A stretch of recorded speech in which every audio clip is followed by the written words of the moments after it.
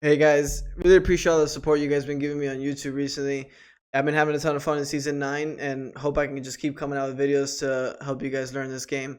If you guys want to use code Leon to check out with Focus, I'd greatly appreciate it. And if you guys want to go to my Nexus link and support me with buying some yemas, I'd greatly appreciate it. Love you guys. But let's talk a little bit maybe more on the Thanatos. When we saw it in the matchup against an Alquang yesterday, execute for execute. And for my money's worth on here, it feels like executes are maybe more valuable in this meta now that everybody's got more HP to try and burn through, more protections. Being able to kill somebody at a guaranteed, 30 or whatnot percent seems to be pretty valuable. That's right, yeah. 30% is still 30%. It doesn't matter how much health there is on the enemy god, right? So, in a way, a small buff for executes, you could say. I think he could struggle up against a Xingqian. You know, Xingqian, someone that can get on him and just, like, force that ult, which we saw yesterday, you know, the Thanatos from yesterday getting his ult forced all the time. And then you can't end up using it aggressively at all. Xingqian also somebody that can, you know, threaten the Thoth and the Izanami. Both don't have CC Yomi and ults, so should be able to force their beads whenever they want. So this team, the Yomi Tanuki, might live and die by their Xingqian. If he can force a lot of relics, he can force that Thanatos ult as much as possible, then they can keep the momentum going forward. You know, with their generally high pressure comp, maybe they can run it down the early game. Maybe. Is this when I ask you once again to break it down for me? I suppose you just did regardless, so Yeah. I will endeavor to do so. Looking at these two drafts, the thing that stands out to me, and I think maybe that's why Ro had difficulty discussing whether or not one team had an advantage in the late game, is that if we were to evaluate raw scaling, I'm not certain that either one of these drafts is going to feel significantly stronger than the other post 30 minutes. But the conversation that I love to have is ease of play. Which one of these drafts is easier to execute on their strategy? And the composition with Double Hunter is always going to have a harder time finding those priority targets and allowing these hunters to have the space to play. Because when you look at the draft built around these two hunters, Tripno and Hydrogen, Leon's on Jing Shen, Sada Dragon on Osiris, and Snatty on the Jormungandr, those are not your standard initiators. Osiris is great at creating space, and Jormungandr is to a certain extent, but Leon is really the core initiator for his team. And he's the only one. This Osiris isn't setting up, he's only creating space. This Jormungandr is not setting up, he's only creating space. So that means the Yomi Tanuki likely will struggle to connect with targets like Angry come late game, or put pressure onto Spudio himself. So although both drafts have similar strengths come late, maybe one is going to have an easier time applying them. And talking about this Jormungandr already, you know, yesterday we saw a little bit from one of the teams building into that really Mogao, in fact, building into that really damage-heavy Jormungandr.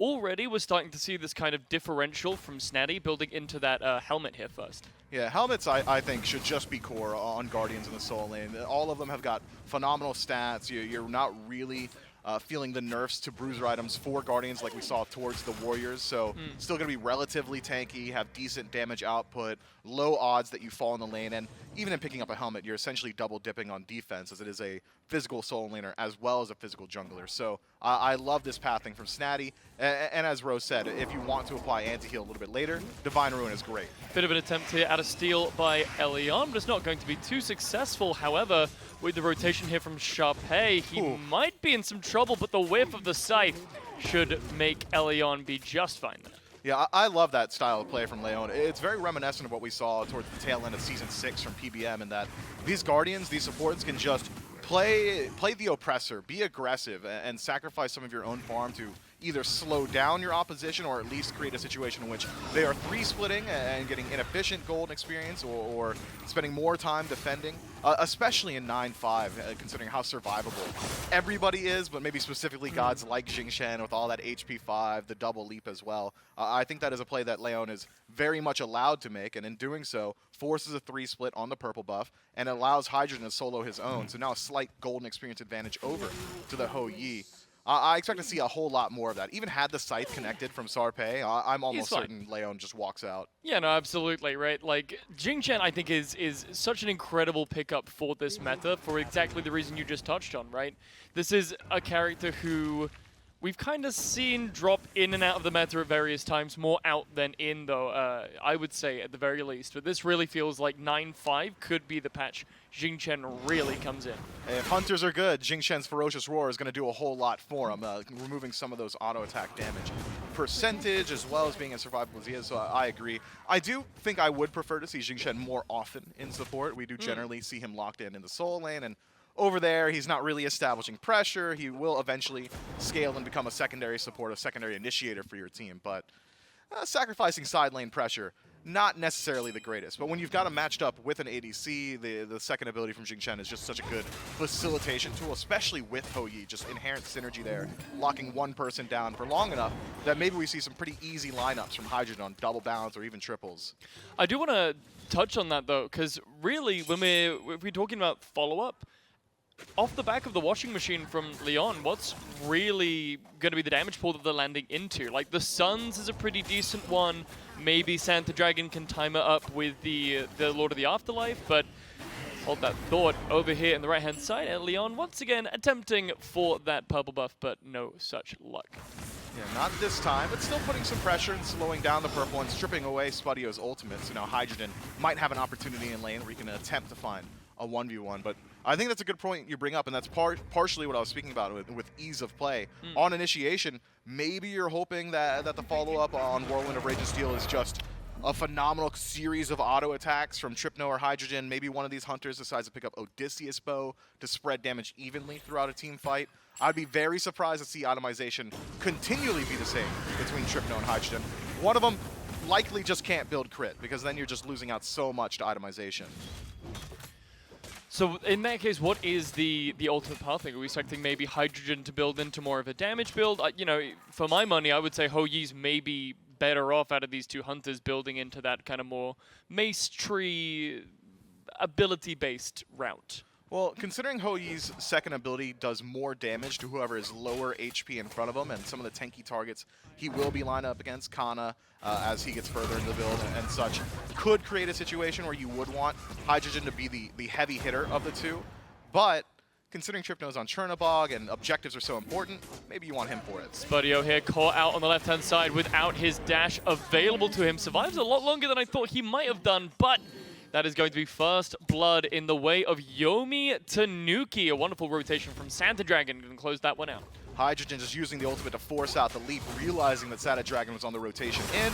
Leap down on Spudio, and it's as simple as that. Sickle connects, and you're slowed just about indefinitely in that regard. So nice rotation from Santa Dragon on an Osiris jungle. You really want to get the ball rolling very quickly, especially with the itemization we're already seeing from Santa Dragon. That's not to say that he couldn't transition the build, but as of now, that's very high damage. Sapé also in some trouble here. Washing machine from Elion, not going to connect onto Angry. This time around, Santa Dragon already using the Lord of the Afterlife, and that is going to force Sapé to use that ultimate to get himself out of there. No trade so far in the mid lane other than those ultimate abilities for the junglers. Great attempt from Anger to use his own ultimate to put that guy, to put Santa Dragon into execute range, but unfortunately just barely off the mark. Maybe one more auto attack would have found it. And here's that first blood once again from Santa Dragon. Just this lack of wards from Spudio really catches him off guard here. You know, as you already mentioned, just the setup from the ADC here on Hydrogen to, you know, even commits the ult into that to really make Spudio go, oh, okay, I really need to get out of here. Yeah, so that does open up the opportunity to potentially rotate back over. It's still 80 seconds left on Spudio, recovering his bead. So keep your eyes on Hydrogen. Hou Yi, certainly one of the best at exploiting that lack of CC immunity, not only in the relics, but also in the kit. So I am very interested to see whether or not Hydrogen keeps up this pressure. As of now, though, seems he's very willing to lock the wave to his own tower, forcing Spudio again into a poor position. This Izanami can't feel confident stepping this far up. So talking about that crit here, and what we'll have to look at it in a second. We've got a little bit of a replay of Sapé here up in that jungle again. Yeah, just simple blink in, hits the scythe, Santa Dragon's dead. Don't be low HP in your own jungle. The sense of death and the passive of Thanatos saying, okay, well I can see you through walls if you're low HP, and Santa Dragon just trying to clear out a small camp, and not even a valuable one at that regard. So massive loss to the jungler of Yomi Tanuki, and putting a Thanatos ahead never feels good for their opposition. Jotun's immediately into the Hydras means that Sarpe's damage output is massive already. Getting percent penetration from his second ability as well means that whenever he is getting involved in these team fights, even as of right now, up against a Mannequin Scepter Osiris, this Thanatos might have the advantage. Although looking at the build on the flip side here, Mifflin, look at Santa Dragon's second item here. Could this be a Witchblade? Witchblade, potentially, I think that would help out a fair bit up against Sarpé as Leon gets involved, locking down Angry. Angry's in a lot of trouble. No beads available for the mid laner from the Niflheim Wargs, and he's going to be the first one to fall down. But a 3-man knockup here from Preds is going to lead into the ult onto Tripno. Sarpé falls down from the sky, and he's starting to chew through Santa Dragon as well. The damage is coming back around to him, though, and Sarpé might be the next one to fall. Scratch the might. He is. Preds also equally in danger. That's going to be a 3-man kill swing in favor of Yomi Tanuki, and I think they can take this one straight to the bank. Yomi Tanuki with the very telegraphed initiation there. Leon essentially chasing on his own for upwards of 4 to 5 seconds. Finally is followed up by Tripno's ultimate, and by then the Wargs have to realize, oh, this is not just Leon playing aggressively as he has been for the last 9 or so minutes. He's not just walking up to check our buffs. This is a tried and true initiation, and the Wargs a little bit slow on the uptake, rotate in essentially one by one, allowing the Yomi Tanuki to take artificially manufactured numbered advantage fights. That said, Snatty does make the rotation and Kana just straight up doesn't. So that's always going to favor the team that rotates out their solo laner. But Kana does not do nothing on the map during that time. He's able to steal away a couple of the camps from the Tanuki on the right-hand side and make sure that his experience remains largely equalized. But let's not blow this out too much, Mifflin. Despite those 3 kills that just went the way of Yomi Tanuki, you can have a look at the graphs. They're only... Well, I mean, they're not even in the lead anymore. This is like a completely even game. So that 3-man kill they just got was literally just in favor of making the game even. But you got to talk about my friend Mo. Mentum and Leon certainly playing with it. Goes into the tier 1 tower despite the buffs to it recently. And as you can see, 2 shots doing nearly 50% of his HP bar, but goes rewarded, stripping the beads away from Angry. Now Sata Dragon gonna have a much easier time getting involved in the mid lane. This Thoth, who is largely gone untouched, barring one fight, can not really play as safe as he once was. He is gonna be very concerned about rotations and global presence from Yomi Tanuki. Namely, I'm thinking Tripno probably going to chase him out if he ever, Angry that is, decides to walk into the jungle. And even then, with the beads down, Elion's ultimate is on a shorter cooldown, Mifflin, so we could see exactly what we saw just a minute ago. Next time that ability comes up, he walks straight into Angry's face, forces the dash, finds him again, and then scoops him up into the rest of his team. But for now, it's back to the waiting game. Elion making his way over to the right-hand side here alongside Tripno. They were looking to find Sarpé. They are going to force out that ultimate. Still looking to chase, and under the tower he's going to go. That should be all that Tanuki can chase out for now. Tanuki 4-stacked on the right side of the map. At least Pred's able to resustain Sarpé a fair bit, and Thanatos passive should go a long way doing the exact same. So Tanuki not confident in their ability to look towards the Pyromancer despite a little bit of posturing. Pred's now caught in the jungle. Thought maybe we'd see Sata Dragon commit himself. And speaking of Sata Dragon, not a Witchblade pickup, instead it's the Toxic Blade. Worried about some of the healing from the Niflheim Wargs. Pred's obviously, Spudio with the Devourer's Gauntlet, and Kana with Soul Eater, all going to be mitigated by Sata Dragon once he does get involved. And even in not going for a bruiser-style item or a dedicated damage item, by nature of Tether for Osiris, he still is going to act as a very strong space creation tool. Sata Dragon, deceptively tanky right now. But Snatty is going to be picking up the Witchblade here, definitely recognizing the danger that the auto-attacks from Spudio and Sarpé, but even from Connor, you know, clear auto-attacks are nothing to sneeze at. They're definitely going to start hurting, especially into that late game. Soul Eater already finished up for the solo laner from the Niflheim Wargs. Yeah, so Snatty doing a whole lot for his squad now. And the Yomi Tanuki, it's very clear what the strategy is. They are playing tried and true aggression. They are trying to play anywhere on the map to find a lead. Hydrogen does the same play, but in reverse this time around. Sarpé going to be the one trying to find him, but a Beads is going to stop that stun from the sky. And here come the rest of the Yomi Tanuki. Dragon and Elion making their way over to the left-hand side, trying to just repel this aggression, and, well, Sarpé's going to be straight up out of there. Yeah, the Niflheim Wargs not going to overstay their welcome. Sarpé very quickly adjusting himself and leaving that side of the map. That's a heavy commitment, though, both hovering death as well as the blink from this Thanatos. So Sarpe gonna have to spend a little bit of time in the jungle just farming up while he waits for those resources to come back up. Whereas Sada Dragon, well, once he heads back to base, will have that second relic. Beads finished, Balance Blade picked up as well. Blink coming up in just about 10 seconds, and Ultimate available. This could be an opportunity for Yomi Tanuki to start leveraging some of that aggression that they've been playing through in mid. Pyromancer could be the option here. Snatty's been having a pretty decent time in lane, but still a level disparity, kind of one up on the Jormungandr. Alternatively, could also start to look towards the Gold Fury, where Hydrogen has been getting the better end of that laning phase. Spadio has been largely playing either passively or inside of his own tower. For sure, and you know, leveraging that aggression is well and good, Mifflin, but in reality, there's nothing really between these two teams in terms of experience or gold. You know, there's a level here or there, but for the most part, this is a dead even game, as I mentioned before.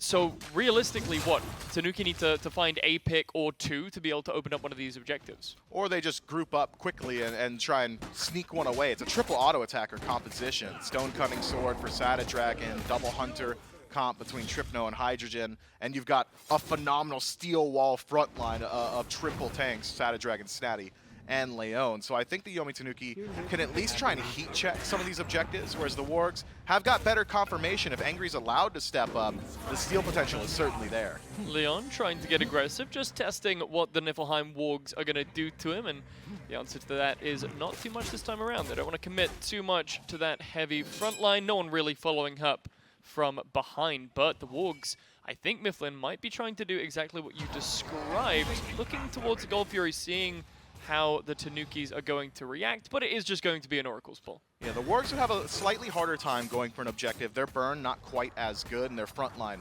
not quite as strong. Two people knocked up in the mid lane. Santa Dragon and Elion already down to half HP, and up into the sky goes the Thanatos, landing straight back down to fell Elion. But coming from the sky as well is Tripno, trying to find some of this damage in return, but it is a 2v4 situation in the mid lane, and it looks like the Niflheim Wargs are going to pick up Elion and look for a Gold Fury. Spadio maintains his ultimate, so still the greatest confirmation on the map belongs to the Niflheim Wargs. It's burning quickly, Gold Fury down to 50%. Snatty's making his way in, and the spit is going to come through, but it's not going to be enough to steal away that objective. Snatty does make it into the ground, so he should be fine. But Mifflin, the first Gold Fury of the game, is blue. Niflheim Wargs got the first significant gold advantage as well, now nearly 1,000. And that's just the Yomi Tanuki getting a little bit over-aggressive. Leon, I suppose, became a little bit too used to his ability to just walk in and then walk out right afterward. Gauntlet of Thieves, Spirit Robe, and Jingshen Double Leap, I suppose, is a crazy drug. You're just feeling really good about your opportunities, but gets caught out. Phenomenal ultimate from Sarpe to wait out the double leap. And from there, the Niflheim Wargs able to leverage the healing from Preds to disengage, heal up, and get themselves over towards the neutral. Tanukis don't want to give this one up for free, though. They know that the ultimate is down from Angry, and this should be a free Pyromancer for them. So a little bit more evening out just that gold lead. Still definitely favoring the Wargs. They're going to get a lot more money in their pockets from that Gold Fury.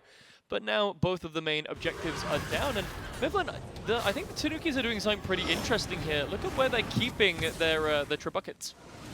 First off, Trebuchet. Secondly, agreed. Snatty, though, in some trouble. The Tier 1 tower. Kana and Sarpe not willing to commit themselves to that dive.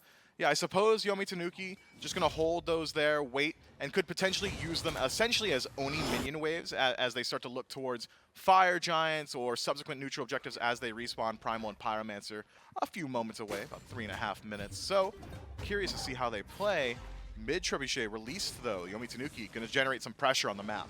I think maybe holding on to this left side for if they do want to go for that Fire Giant, or if they want to go and contest it if the Wargs want to push it up. As you said, having that Trebuchet there is really going to create a lot of pressure in the lane. And speaking of pressure, shuts up. Hey, where did he go? He was eviscerated. That's what happens when you line up against an Osiris with that style of build. And, well, the Sada Dragon does a fair deal of damage on his way out. Sarpe not even able to channel the ultimate. So now the Yomi Tanuki in a 5 versus 4 with the Trebuchet in mid can start to work their way in towards this tower. Ultimate from Angry just to slow it down, and that's the value of a Trebuchet when you can't protect it. It's not doing a whole lot. I mean, you say that Mifflin is going to get 2 shots off here, and the sheer amount of damage is going to be doing to that tower, I think makes that completely worthwhile. And on top of that, they get the ultimate out of Angry. Now, sure, there isn't an objective on the map right now that's really going to help secure, but that's still a pretty big team fight ability to be off the board. But what are you team fighting over now? You're not walking to the Fire Giant. Okay. Neither one of these teams confident in that. So I think perhaps holding on to the Trebuchet holds value unless Angry gets aggressed on shortly. But even that said, not really a whole lot of opportunity there. As the clock ticks onward, the 1,000 gold separating these two teams becomes closer and even switches sides. But 1,000 gold at 19 minutes is nothing. Not even an entire item. The only thing that's going to separate these teams now is perhaps ward advantage as we start to approach the Fire Giant. We're very quickly getting to the point of the game where both of these teams are going to have the Fuego on their minds. About 3.5 items completed for each of these players now, so they've got a decent amount of stats under their belts coming into, well, I think during 9.5 we can consider this the mid-game, right? 20 minutes in? No, we're late. This is late game. Late? You think Smite, so? Smite is so different than other MOBAs. I would argue early games, like the first 6 minutes, mid games all the way till like 18, and then we're in the late game. Because looking at the levels, laning phase is over. Everybody's already got their second relic available. Leon's been hovering the right side of the map more often than not. We are very rapidly approaching a 5-on-5 engagement. I'm thinking this next wave of neutral objectives is really going to start to mark the beginning of the end for both of these teams. Whoever's able to pick the next couple up is going to find themselves with a very significant advantage. So it's the early late game. Sure. So we're gonna continue segmenting these further and further. So Yeah, I'm not in the market of delineation as far Right. as time is concerned. But Okay. if you had to be early late game, I suppose a fine name for this. Tanukis and the Wargs now gripping up around the middle lane. Santa Dragon, the first to receive some poke, but look at the wraparound from Elion, is going to scoop up Angry there, still holding onto the beat. The dash is going to come through. Preds locked down in the Suns for just a moment there. Washing Machine comes through, forces the beats out from Sarpei, but look at this corridor. Good This is not what you want to be fighting a Thoth, and Elion takes half of his HP already. Tripno also in some trouble now. Elion getting chewed through by Connor, the solo laner, and it's currently a miracle that no one died. Scrap that. Tripno gets caught out without the rest of his team, and that's going to be one pickup for the Wargs. Angry is dropped low, as is Sarpei. Well, they know that Santa Dragon is incredibly low HP in his own right, but Hydrogen still hovering nearby. Should be able to buy a little bit of time for his team. Kana, very deep, but that god walks through walls, so should be just fine. Primal Fury still not on the respawn. Pyromancer going to come much after that. The Niflheim Wargs may have found a pick, but they might only be able to get a tier 1. But that doesn't seem to be too much of a worry for the Yomi Not even. Tanukis. They don't want to push into this tower too much, do the Wargs. They're more than happy. They're just going to show some presence. So, I mean, yeah, I'll echo your words back at you, Mifflin. What were they really fighting over there? Well, the Primal Fury was so short to respawn. It was about 5 seconds after they had found the kill. I think had the Wargs decided to just continually hover the jungle, they would have had the opportunity to pull the objective, especially considering Tripno had expended his ultimate during the team fight, just now respawning, just now starting to work his way out of base. The Niflheim Wargs could have potentially lost an opportunity there. Angry could have just reset back to base and then met his team at the Primal. Instead now, we're at a completely neutral state yet again, and it could even be the Yomi Tanuki with the defensive positioning advantage around the Primal. Everybody on the Wargs just now leaving base. They are able to pick up the Oracles, and they're going to go straight onto the Primal Fury. It's already burning very, very quickly, but Spodio is here, and you have to respect the Izanami ult when you're doing a Primal Fury, especially when Angry walks around the corner as well. Now, the positioning has completely changed. Spodio looking to potentially pull the Primal, but doesn't really want to commit that much onto it just yet. Oracle Vision, all important at this point. There's no way the Niflheim Wargs commit to the objective itself. Despite having superior confirmation, they need to worry, the Wargs that is, about the global presence that Snatty has. If he sees that Primal Fury dropped anywhere below 50% HP, World Serpent's going to get you into that backline so quickly. The Niflheim Wargs, now in a position that they were just a couple moments ago, need to find that pick if they want an opportunity to look at this objective. And Tanuki really need to avoid going into one of those short corridors like they did last time, blinking forward. Elion looking once again for Preds, is going to get immuned out by the ultimate, but that is going to be both supports now without the use of their 4-key. Elion, though, does take the worst trade in terms of his health, and up into the sky goes Sarpei, looking potentially for someone. Instead, hovering around towards Snatty, misses the ultimate because of the CCI from World Serpent there. Angry shoots off his own ultimate, trying to follow up on that stun. Snatty narrowly avoids the damage, but still is able to limp his way out. That said, the Wargs established great positioning around the Fury. But here comes Hydrogen, drops the Suns to just try and buy a little bit more time, but Wargs don't need to worry about that. They're going to pick up the second Gold Fury of the game. That's 2 for 2 for the blue team. But Golden Experience still so even at this point. That Primal Fury, it's not about separation in builds. It's not about separation in levels. It's all about getting ready for subsequent Fire Giants. But look at Connor's positioning here. Nearly kills Tripno from the wall. The power on this character is absolutely insane. But Wargs, they're not looking potentially just for one objective. They're looking for the mid tower as well. The Pyromancer is going to fall just after, and now Niflheim Wargs can start to back away. Dead even, basically, Mifflin, for the first 23 minutes of the game, and now take a look at that graph. 3,000 gold. I still might argue dead even, considering where we are in the match. Everybody's starting to approach level 20. I think that the Yomi Tanuki certainly down, but definitely not out at this point. But the issues that we were discussing about 24 minutes ago about these drafts come this portion of the game is starting to rear its head. The Yomi Tanuki are struggling so much to find their initiation. It's almost resting entirely on Leon, and he's landing his ultimates, but nobody else can make use of those burnt beads. Connor hanging out in the wall here, trying to do some damage to the carries rather than the objective. A half health on the jungler, and finally the Tanukis are able to find an objective. Jumping away is Soul Dragon. Basape's there waiting for him. 1 kill down on the Yomi Tanuki, but they do walk away with 4, or potentially 3, depending on how well Snatty is able to get out. It looks like he's going to be just fine. So Mifflin, they lose Soul Dragon, but 4 people with the Fire Giant buff is not bad. 100% worth. You're feeling good even if you have to let this tier 2 tower go, which they might need to. The Yomi Tanuki sticking around 3 versus 5. This tier 2 tower, though, is a pretty mighty structure. This team doesn't really have a whole lot of HP in the grand scheme of things, but Pred's looking to rectify that. That healing from Sylvanas is going to be so instrumental. Elliot coming up, rooting Preds right into the Suns, and that's going to take so much of the tree out of this fight. And now Niflheim Wargs, they don't want to continue pushing into that any further. If Preds even so much as shows his face to Hydrogen, he's going to fall.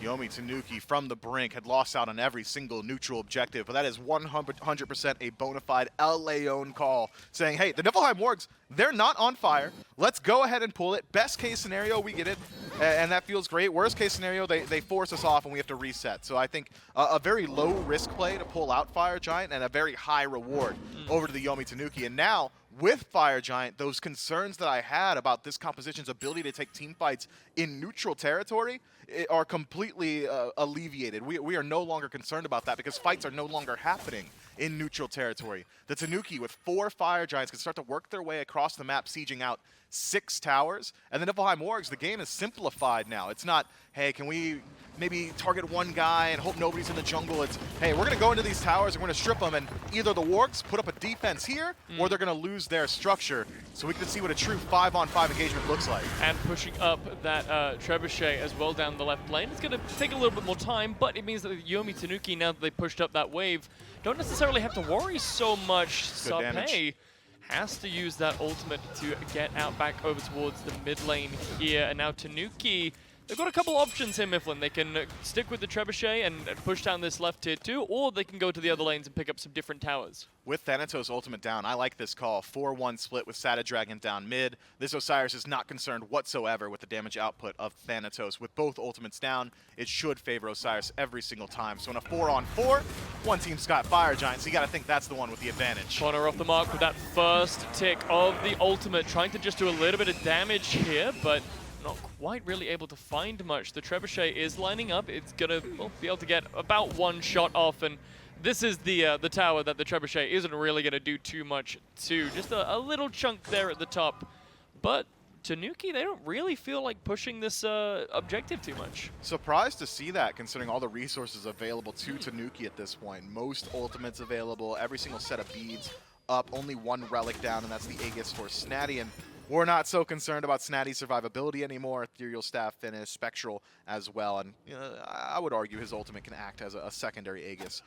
Instead, though, the Yomi Tanuki, with an entire minute left, decide to reset. That said, they don't walk away empty-handed. They are able to strip away 2 tier 1 towers in both mid and left. Sada Dragon soloing his, as Sarpei was not willing to step up and defend. But I really think that Tanuki could have at least tried a little bit harder to pepper some damage into that tier 2, potentially look for some poke, but it's never an easy task to siege up against a Thoth. Angry was doing a whole lot of damage from a range that Yomi Tanuki could not play from. Not a lot of time left on this Fire Giant buff for the Yomi Tanuki. They're going to try for a Primal Fury while they still got it, but Niflheim Wargs definitely not going to allow them to push that advantage for free. I'm worried here, Mifflin, that the Yomi Tanuki are playing a little bit scared. Well, cautious, I suppose, but I would echo that sentiment. I feel like they could have gotten a bit more with that Fire Giant siege. Niflheim Wargs now still nursing a small advantage, will try and pull out the Primal Fury. It's up to the Tanuki to work their way forward, and they're going to have to do it soon. That's burning fast. I don't think they're going to want to here. I mean, worst case scenario, this is just a Primal Fury. It's not a huge deal in terms of separating, but everyone's level 20 minus the supports. Final items are starting to be worked on. That golden experience difference is really starting to close up, and that Primal Fury is getting more and more advantageous, especially considering the Niflheim Wargs now have 2 of them. It's going to give them a lot of extra damage up against this Fire Giant. This enhanced Fire Giant at that, 29.5 minutes in. I don't imagine the Fire Giant's going to die within 15 seconds of spawning. So Niflheim Wargs should feel a lot more confident in their ability to be here. That said, they are going to be second to the scene. Yomi Tanuki in range first, but it doesn't seem like they're willing to hold the defensive positioning. And Kana has got a sentry in his pocket, which he hasn't. Could just strip this away. Instead, has to wait for his team. Either way, though, having that ward is so important inside the Fire Giant pit. Now Yomi Tanuki are either going to have to fight into the Niflheim Wargs or just pray that it doesn't get pulled. Either way, it's going to be a face check. Angry, just so powerful in these situations. That line that the Tanukis have to go into to try and push on to this objective. It's going to make his damage so devastating. Connor now looking to put out some extra poke. Leon already just above half HP. That is a big chunk, but the HP 5 passive should be good. Pred's looking to find some pull in here. There's going to be 3 people hit with his ult, but he's going to get pulled straight back, and he's going to be the first casualty of War Down. He falls. Pred's in the ground. Dragon going to get landed on by Sarpei, but the damage isn't really there for him. Sarpei could be dead here, Mifflin. That's going to be 2, and the Tanukis find a huge upswing here. That's the first time Snaddy decided to get involved. He was the initiator in this team fight, and a triple knockup is all it takes to separate these engagements. Leon had been doing it all on his own for 30 entire minutes, and finally, with a little bit of help to get these fights started, the Yomi Tanuki find themselves in a significant advantage. 20 seconds left in the grayscale for Preds, 40 for Sarpei, and an enhanced Fire Giant on the map. But Angry still has ultimate. Kana is still dealing a whole lot of damage in his own right. The Yomi Tanuki are going to have to show some respect if they want to go for the objective. And Angry is the big question mark in this equation. Spudio's ult does a lot of damage, but it's definitely something he has to get close in to confirm. Half HP already on the Fire Giant. Angry not charging his ultimate just yet. I don't think he has vision on it. And the steal from Connor isn't going to come through. Final Judgment does connect onto Snaddy, but that is not a cause for concern for the World Serpent. Well, maybe slight cause of concern, because that was a lot more damage than I was expecting from a partially charged ultimate from Thoth. That's dealing upwards of like 30% of Snaddy's HP bar, but at the end of the day, it's a clean win for the Yomi Tanuki, picking up yet another Fire Giant for themselves. This time enhanced, no longer will have to concern themselves with these backdoor protections. Last time around, it was only 2 tier 1s that they were able to pick up. Now, 32 minutes in, you've got to think it's going to favor them a little bit more so. But the strengths that we saw on the last siege defense from the Wargs are still there. It is still going to be very difficult to fight into Angry. And if you need Snaddy to be that initiator alongside Leon, the ability to do so is going to be mitigated inside of the tower range. Sure, the game simplifies, and it's going to be easier for Leon to find multi-man ultimates, but Snaddy's stealth just does not exist inside of these structures. You're going to see him every single time. It's going to be a much more honest initiation from Yomi Tanuki. I think the Niflheim Wargs have still got some fight left in them, but it's all rooted around one player in particular, and that's Angry. This Thoth has to do the most.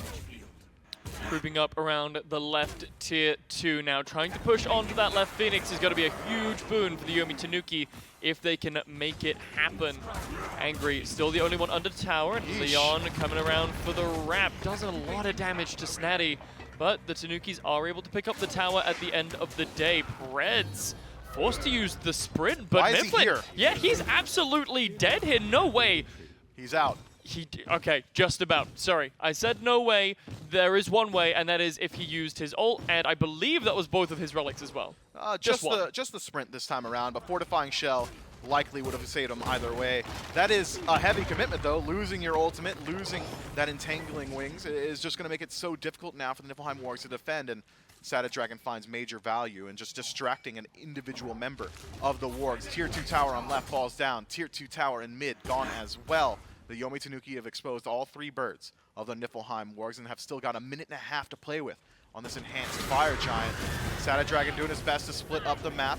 It's a 3-1-1 with Snatty playing in mid, but I'm not certain that Snatty loves his odds in these fights. Every single time he steps up, Angry deletes half of them. For sure not, but Angry's already expended his ultimate. That is a huge cooldown. Both him and Spudio now, no 4 keys available to them. That is a huge boon. See ya. And Tanukis are going to walk straight into the left lane here, pick up 1 set of Hot Wings.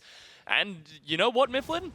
That could be more Phoenixes if they can push in time before Angry and Spud's ults come back up. I think so. Whoa! Tanuki dropped low, though. Angry might not have his ultimate, but he still has certainly got the damage. Dragon dropped down to 10%, and where's Sarpei? He's moving in aggressive. Leon getting pulled back here by Preds could be devastating for him. Gets caught out, 2-man rooted, but look at the follow-up from his teammate. It's not going to be enough, though. Unfortunately, the damage not quite there from Hydrogen. Sarpei did have the ultimate available. Dragon caught backing, but Sarpei a fair distance behind him. That passive could come in handy, though, once the 2 comes back up. But I don't think Sarpei's looking for the chase. Instead, the Wargs are going to try and pick up this middle tower. Enhanced Fire Giant for 30 more seconds. Leon, 40 seconds left on the respawn. The Niflheim Wargs want to answer back with aggression. Got a good deal of time to play with. Oni Fury could help out a fair deal on the next Fire Giant. That said, I still think the Niflheim Wargs, despite losing out on the most valuable Phoenix, despite having that wave pushed so far up into their base, should be able to regroup and try yet again to put up a defense around the Fire Giant. But they know now what their Achilles heel is, and it's Snatty. You can't allow him to work his way into the backline.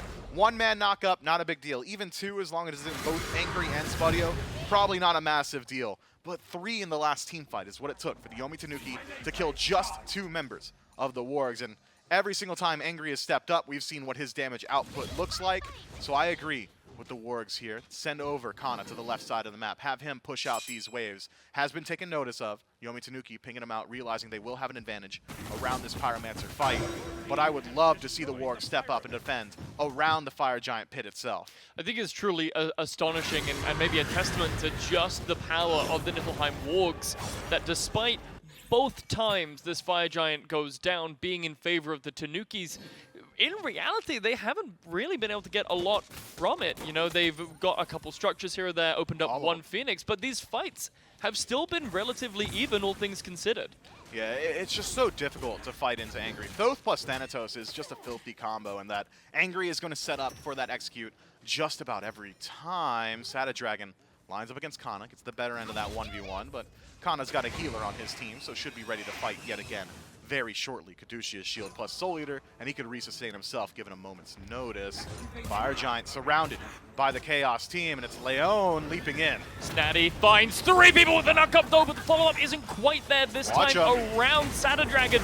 Right in the backline, looking to find Angry, but the damage from the Thoth is so good. Dragon is going to fall down, but Angry falls down in trade. 2 for Tripno so far, and the health bars from both teams are falling so low. Connor should be the next casualty of war here, but look at the health that he just regained from his passive, and that too. Sarpei now answers back with that double kill. Should be able to find a 3rd one here, but scratch that. Some beautiful body blocks by Elion to close out the life of the jungler. Preds almost certainly takes a spill here now, and with only Connor left standing, Niflheim, 1 Phoenix is already down in maybe the biggest upset we've seen so far this week. Yomi Tanuki win the game against the Wargs. Well, there still is 1 member alive. Kana might have the opportunity to fight in. He's got decent damage output, and Hydrogen still low HP. That's good damage. Gonna have to be a miracle play from Connor, though. Still 3 people with a decent amount of damage lineup into him, but Mifflin, I think I definitely may have spoken too soon. Angry's got 10 seconds left on the board, and I don't think the Yomi Tanuki have enough damage to shred the Titan in 10. They might be able to work their way over to the left side of the map. Not even. Kana's already there. Yeah, the Titan is too healthy. Hydrogen too low HP. I think going for the right side Phoenix is probably the correct call. You'll still have the advantage. Yomi Tanuki, that is, around the Fire Giant pit. Take a peek at the wards, still favoring them as they all head back to base. They'll be able to pick up elixirs, finish up their builds, 4 sentry wards, make that 5 in pocket as opposed to the 3 on the side of the Wargs. And the Wargs have not got vision on the map. So if they were struggling to find a defense on Fire Giant last time, you got to think that Tanuki will have an even easier time this time around. Man, I'm going to feel real bad if the Niflheim Wargs come back from this after I already called the game in the Tanuki's favor.